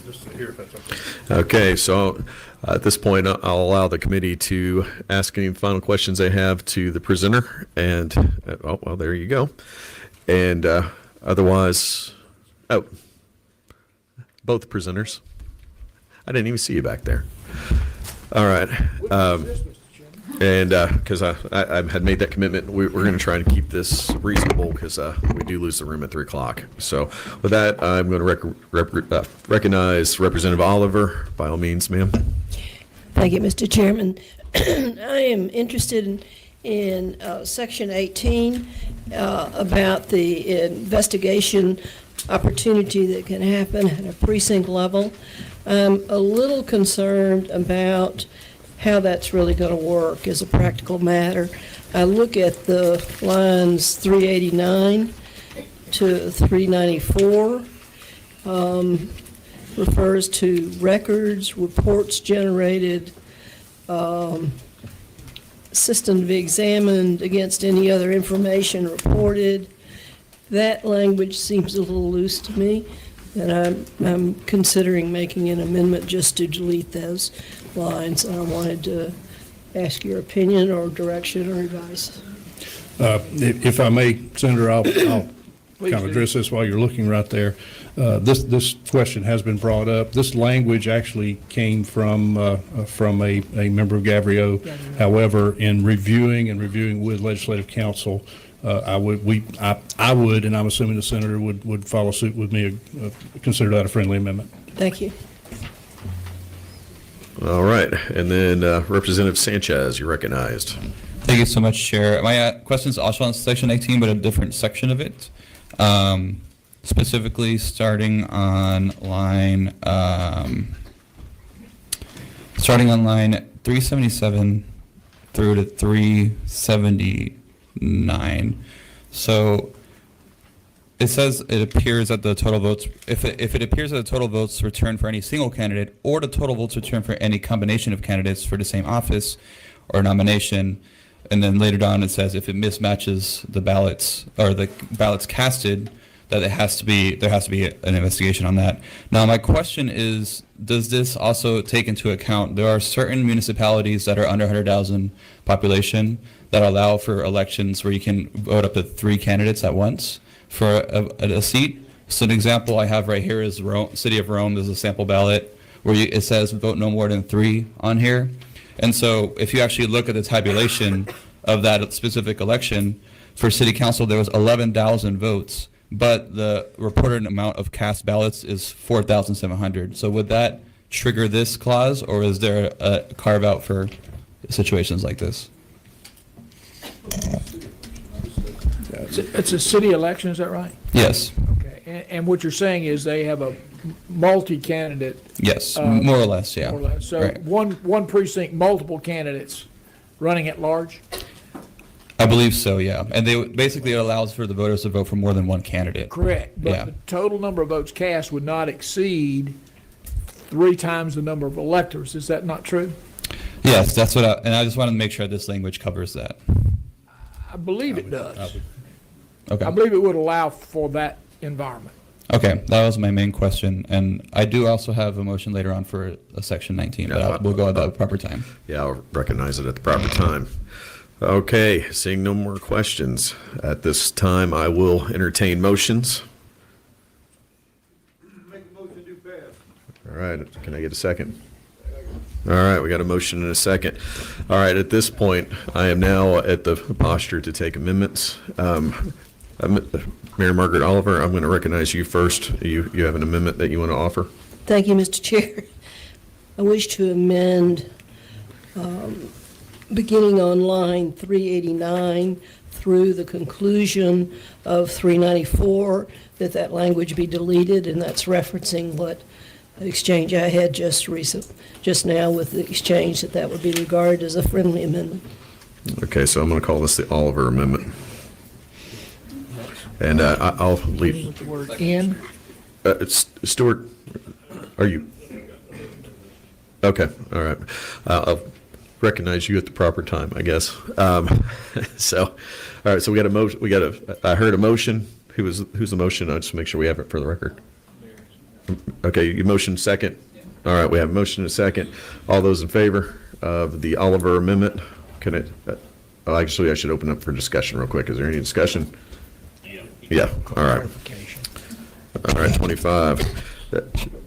Who's 25? Thank you. That's me. Yeah. Thank you, Mr. Chairman. Montana. Can we just want to make sure I'm understanding what we're doing here? Can somebody explain the amendment? What are we cutting out here? Maybe Chairman Burns, if you could again. I think I'm going to defer either to Representative Oliver or Chairman Anderson. If it's my understanding, you would delete on line 389 after Secretary of State, period. Is that right? Yes, sir. Delete that, the rest of the sentence beginning with "in precincts" through the end of 394. Is that correct? Yes, sir. Thank you. What's the object? I understand the amendment. What's the objective here? I'm trying to understand. Would you like me to respond, or Mr. Chair, what would you like? I'll recognize you, please, by all means. Records are not defined, reports generated is not defined. I think that we are setting up some potential vagueness there that's unnecessary.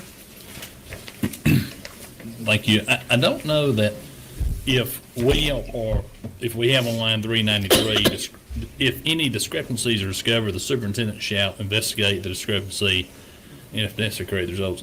I'm trying to understand whether or not we should be deleting the section or we should be creating definitions if that's what we want to do here. I'm kind of in a position where I think we've had a lot of folks come out and talk about making sure that the information is correct and that we have the right processes here. This is describing a process that lacks definitions, and I just don't know why we're not making those definitions. May I call the question, Mr. Chair? Well, before I recognize you, may I recognize Chairman Anderson real quick to speak? I just wanted to say, this particular, this section of the bill, I would agree with part of what Chairman Montahan said, in that last sentence may be important to leave in this section, but I would have no problem deleting the part prior to that, as it is, for the most part, those scenarios that could be caught in that are covered above this. The meat of this particular addition is in the first paragraph. So, Representative Aller, would you be willing to restate that amendment? I'd be willing to amend my amendment to delete following Secretary of State period on line 8389 in the sentence beginning in precincts and ending that deletion on 393 after the period, leaving the sentence, if any discrepancies are discovered, the superintendent shall investigate the discrepancy and, if necessary, correct the results. Legislative Council, is that sufficient for you? All right, wonderful. So at that point, we do have a motion, we have a second, we have called the question. So at this point, all those in favor of the Oliver amendment, say aye. Aye. All those opposed? No. The chair, ayes have it. Okay, next, we have Representative Sanchez. I believe that you wanted to make a motion. Yes. Thank you, Chair. We talked earlier about Section 19, and I think there was a suggestion from the Secretary of State's office on this section, so I would like to amend this section by starting on lines 412, starting with the any similar, down to 414, strike that language. All right, we got a motion and a second. I'll go ahead and open the floor for any discussion.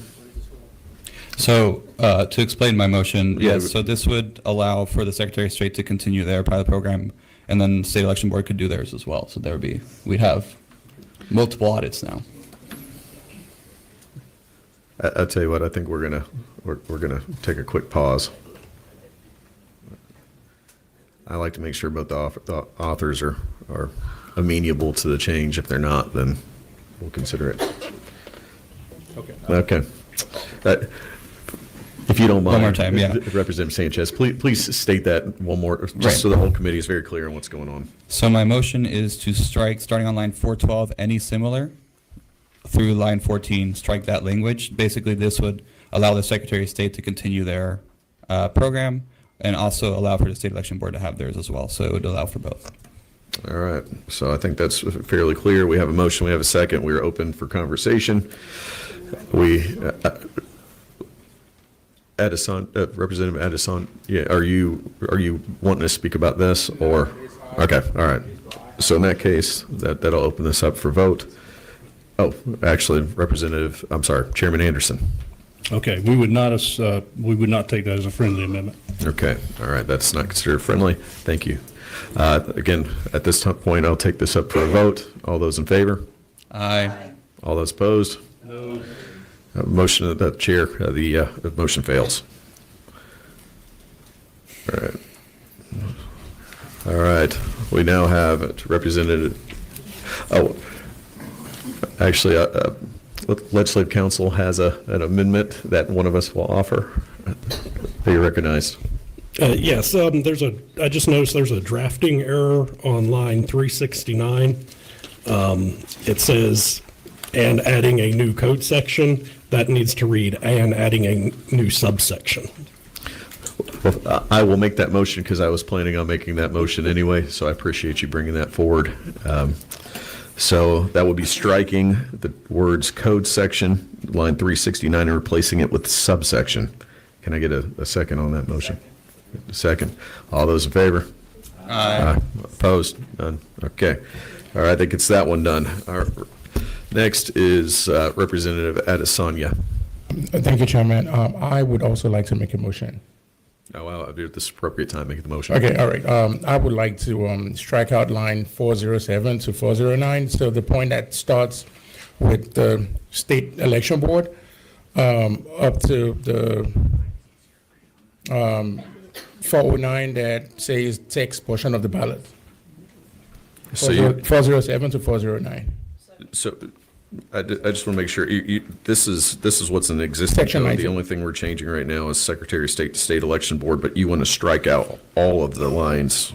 Yeah, from- well, or we can revert back to the Secretary of State, whichever one is easier, Chairman Anderson, because, It's your motion. yeah. How do you want to do it? If we strike out 407 to 409, it just automatically revert back to the Secretary of State.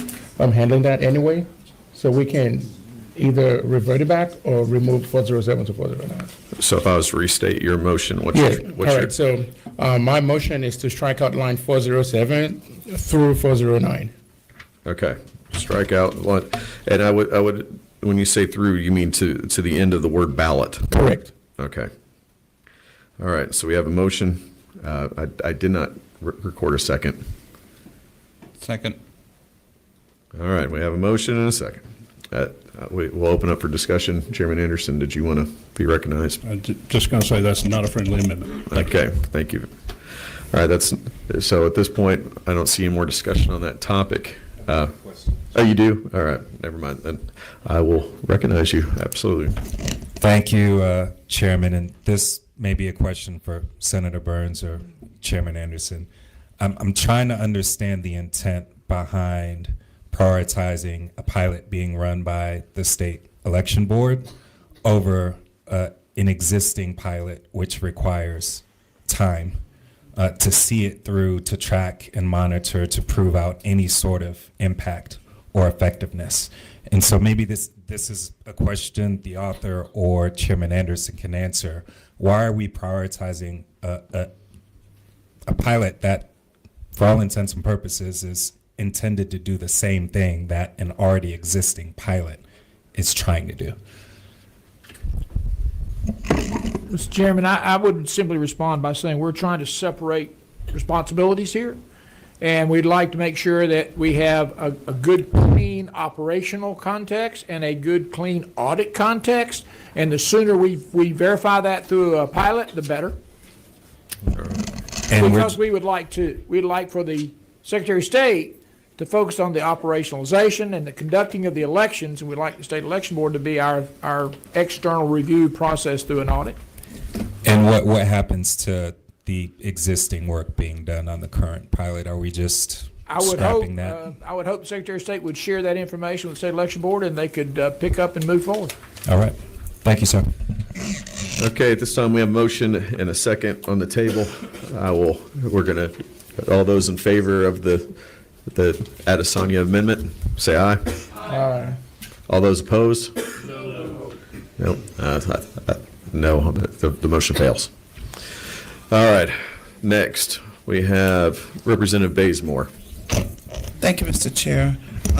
I'd like to make a motion on page 21, line 515, that we strike out the number 19.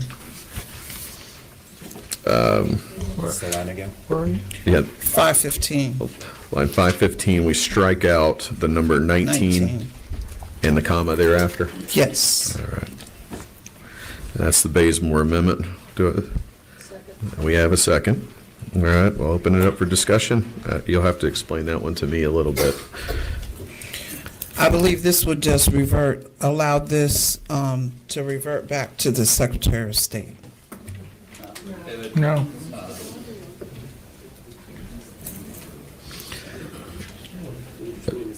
And Yeah, I'll tell you what, Representative Roberts, I'll recognize you. I was going to make the same amendment, so I know what it does. It would just mean that the SCB audits wouldn't start until January 1st, 2027. So these elections would move forward the way that they are now, So would you the upcoming elections. say it's safe to call it the Bazemore-Roberts amendment? Sure. All right. I'll share. All right. So we have a motion and a second at this point.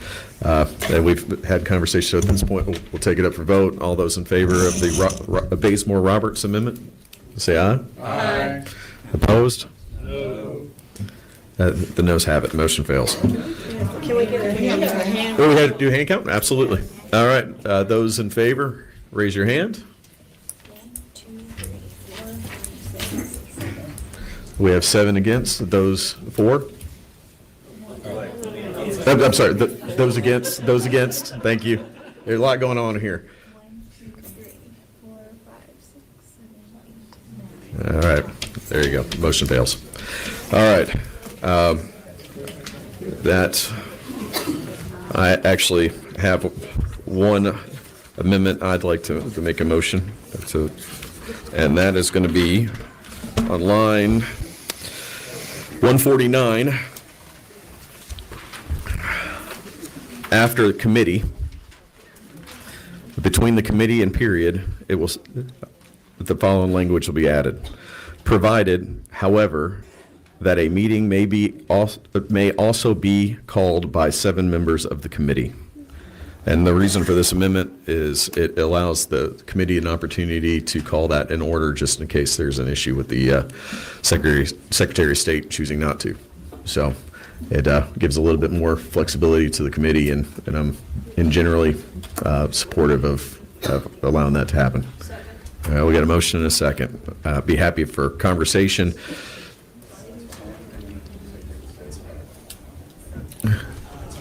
I recognize you, Representative. I'm sorry, which committee would that be? No, so it's the advisory committee.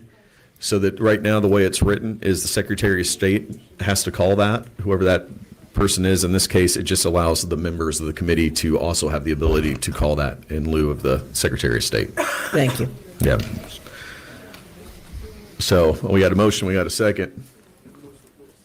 I can read it again.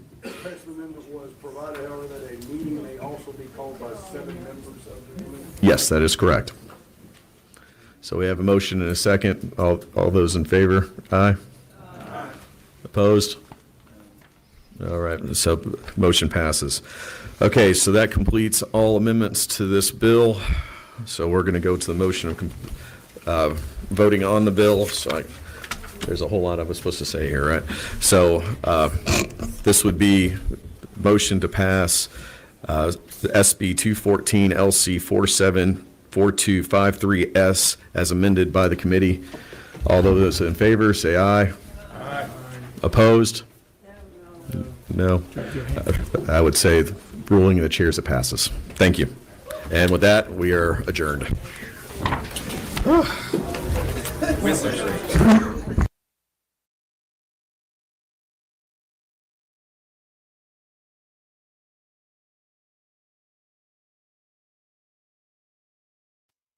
So that is it, and it looks like I don't have sound. Let me see what's going on with my microphone, because I thought that I fixed that before. Hello. Check, check, check. Okay, it looks like I have sound now. Well, thank you for watching, and yeah, that was not what we're expecting, and it looks like, yeah, we still get to use the scanners And, you know, that's a black box counting the ballots. But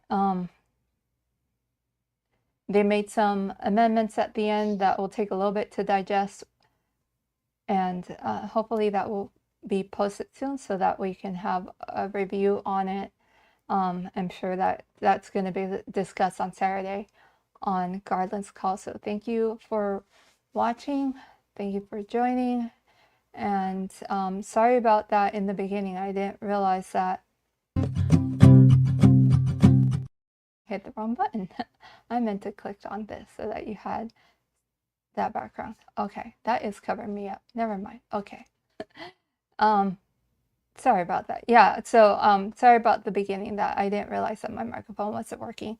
And we're going to have a review of the bill and all the amendments at the end on the Saturday call and cover it here on Peaches and Bananas. So have a happy St. Patrick's Day. And yeah, this was not great news to see this bill because again, we're stuck with the QR code through 2027.